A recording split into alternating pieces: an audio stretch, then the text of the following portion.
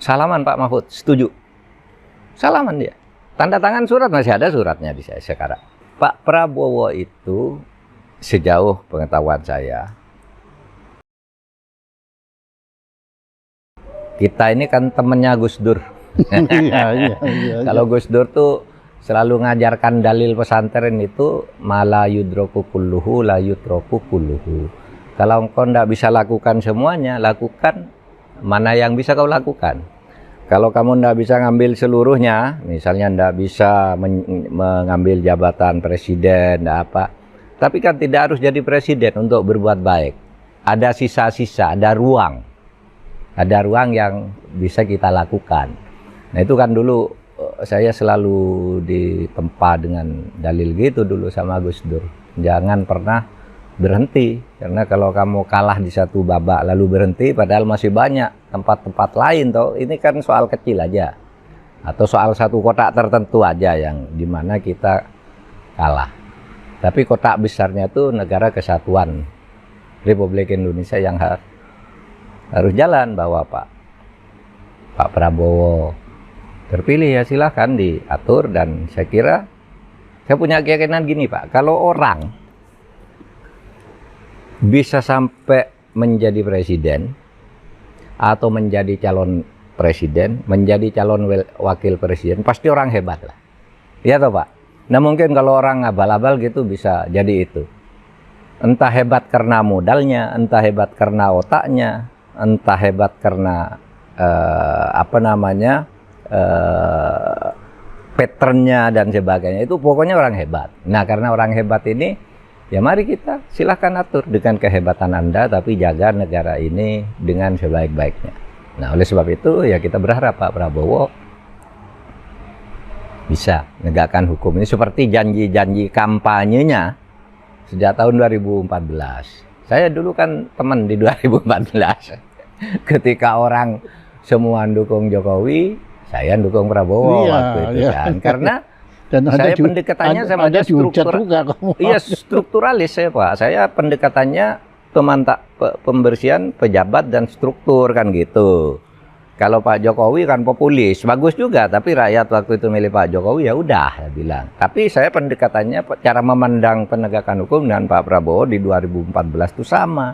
Pak Prabowo itu sejauh pengetahuan saya kan sebenarnya tidak pernah brutal ya. Orangnya kan biasanya spontan, terbuka, gitu tuh Pak. Dan itu bagi saya secerca harapan. Ya, maksud Anda tidak licik gitulah? Tidak licik, dia sportif. Dia suka marah memang. Iya. Suka marah, temperamental. Tapi itu apa adanya ya? Apa adanya. Bukan itu, ada apanya ya? Bukan ada.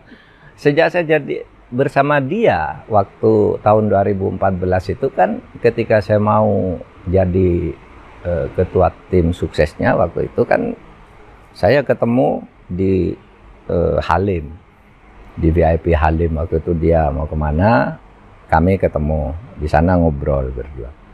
Ya itu bersepakat bahwa ke depan ini masalah penegakan hukum. Waktu itu 2014 ya. Masalah penegakan hukum. Jadi saya akan bersama Pak Prabowo waktu itu 2014. Kalau memang Bapak punya komitmen untuk penegakan hukum, saya bantu dari sudut waktu itu bicara bagaimana Kejaksaan Agung tuh kita tata, kepolisian kita tata. Salaman Pak Mahfud, setuju. Salaman dia. Tanda tangan surat, masih ada suratnya di saya sekarang. Tentang komitmen penegakan hukum itu. Nah, jadi sekarang ini saya teringat Pak Prabowo punya komitmen. Ya, Pak Prabowo tuh komitmen. Orangnya Sabta Marga kan. Sabta Marga itu biasanya kan satria ya. Kalau mengatakan ini dipenuhi. Dan sportif juga. Pikirannya kan hierarkis dia. Hierarkis itu artinya apa? Kalau sekarang dia diem gitu aja karena dia belum presiden, menurut saya. Kan tentara tuh pikirannya kalau atasnya presiden, nah apapun dikatakan presiden harus ikuti sampai ke bawahnya. Sehingga saya berpikir kalau dia nanti jadi presiden, dia berkata apapun ke bawah kalau harus ikut. Kalau enggak dibabat sama dia. pikirannya strukturalis seperti itu, strukturalis hierarkis.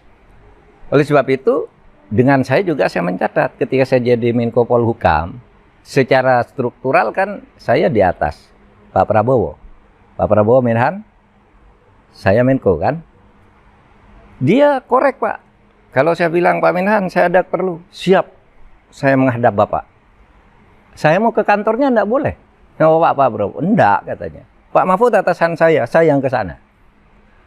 Hierarkis dia pikirannya. Tapi nanti kalau jadi presiden dia, saya yakin akan begitu. Saya sekarang presiden. Yang di bawah harus tunduk kan gitu. Nah, kalau itu digunakan untuk menegakkan hukum. Iya, apa sekarang secara politik janji apa, melakukan apa, ya itu bisa dipenuhi sejauh prinsip-prinsip penegakan hukum dan menjaga negara konstitusional ini ya tetap menjadi batasan untuk tidak boleh dilanggar oleh kesepakatan-kesepakatan dan permainan-permainan politik. Bahwa terjadi trade off di dalam politik itu kan biasa ya. Bapak bantu saya, nanti saya kasih ini. Saya tolong saya ini, nanti kasih ini. Itu boleh dalam. Atau kalau Bapak nggak bantu saya, awas loh. Iya. Nanti itu dipenuhi aja janji-janji itu, tapi kan pemenuhan janji itu tidak ada koridornya, namanya konstitusi, namanya hukum, kan gitu. Itu yang ingin saya lihat. Jadi kepada apa dari pemerintahan 21 Oktober lah, 20 Oktober sore mungkin dilantik. Tapi Anda kan masih punya yang ditandatangani beliau itu, Prof kan masih punya. Masih ada. Makanya, masih ada. apakah pada satu kalau Anda kan nanti kan Anda mengawal kan? Oh enggak terikat dengan itu Pak Prabowo. Karena itu 2014. Saya hanya bercerita bahwa Pak Prabowo tuh punya komitmen. Dan komitmen itu pernah ditandatangani bersama saya, gitu. Itu enggak bisa dipakai sekarang, tapi meyakinkan saya bahwa Pak Prabowo komitmennya bagi penegakan hukum itu ada, karena dulu pernah bekerja dengan saya bekerja sama dengan dia. Itu enggak bisa dipakai sekarang, tapi pedoman bagi pikiran. Makanya Anda bilang ada optimisme. Ada optimisme gitu di saya. Ya kita berharap begitulah, mudah-mudahan kan. Tapi, apa sih Indonesia ini kan mungkin 2024 Oktober kan pelantikan presiden kan. Nanti 2027 awal udah ribut politik lagi. Oleh sebab itu pendek waktunya untuk memperbaiki ini, dan Pak Prabowo punya kesempatan untuk itu. Gitu. Nggak apa-apa kan kita, ya sudahlah, sudah terpilih, tapi ketika kita pemilihan tuh janjinya di konstitusi, janji pendiri bangsa yang terpilih itu kan akan menjaga negara, menegakkan konstitusi kan gitu. Nah itu aja lakukan.